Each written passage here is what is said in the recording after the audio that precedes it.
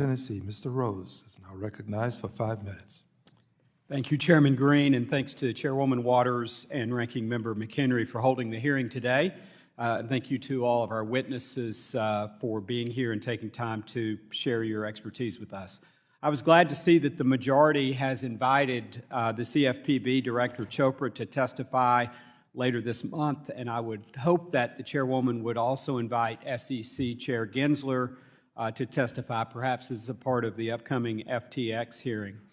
You know, in the last 133 days, we've had only one hearing that included witnesses from the Biden administration, which I believe is a dereliction of our duty as members of Congress to conduct oversight.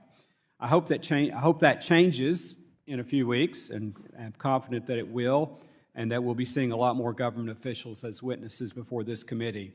Seeing that time is limited, I want to dive straight into my questions. Dr. Holtz-Eakin, earlier this year, we held a hearing on the Biden administration's PAVE task force, which was created based on anecdotal evidence to address discrimination in home appraisals.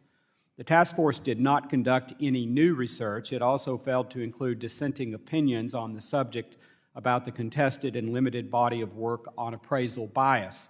Setting aside whether or not it is wise to make policy decisions based on anecdotal evidence, I am curious about your thoughts on one of the task force's recommendations, which is to require FHA lenders to track usage and outcomes of reconsiderations of value and report it to the FHA so that HUD can evaluate the impact that reconsiderations of value might have on possible discrimination.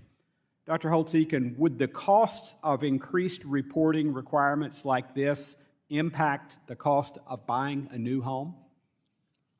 Certainly those costs will get passed along. There's no question about that.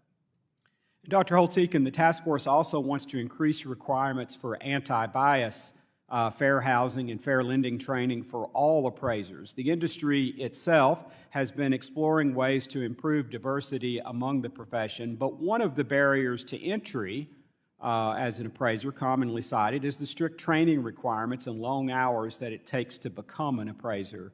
So, Dr. Holtz-Eakin, does increased training requirements make the profession more attractive to prospective appraisers? I'll have to get back to you with a better answer. I don't really know that industry very well. Thank you.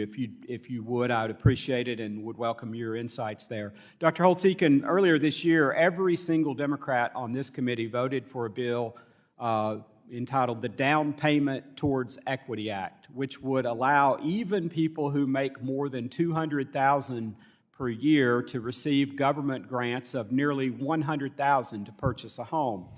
Setting aside the absurdity of giving individuals who make more than $200,000 in income a six-figure government assistance check, and setting aside the $100 billion price tag of this legislation, Dr. Holtz-Eakin, does increasing the demand for something such as housing but leaving supply constant reduce costs?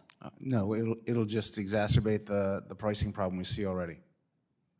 I think so. So earlier, Representative Barr mentioned the conundrum of lowering the cost of regulatory assistance, and you said that it's a pretty big task, and you weren't necessarily sure how we go about that. But if you might expand on that a little, I would appreciate it.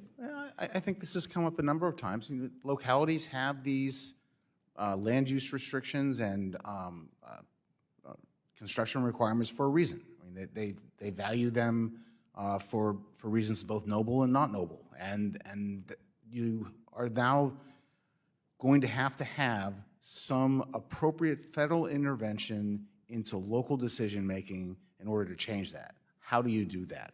You can try to do it by fiat, but it's awfully hard to tailor that to the circumstances across the country. You can make it a conditional financial assistance and have it as a carrot that they do that. They could ignore that carrot and continue. I think it's a really difficult policy problem to have, the federal government trying to influence the decisions being made at local levels across the country. And is it futile, or do you think it's essential that we try to figure out how to influence those local decisions? all of the numbers that you've heard today are that this is one of the most significant reasons to have an affordable housing problem in America. So yes, it ought to be looked at. All right. Thank you. I appreciate it. And I see my time's expired. I yield back. Gentleman yields back.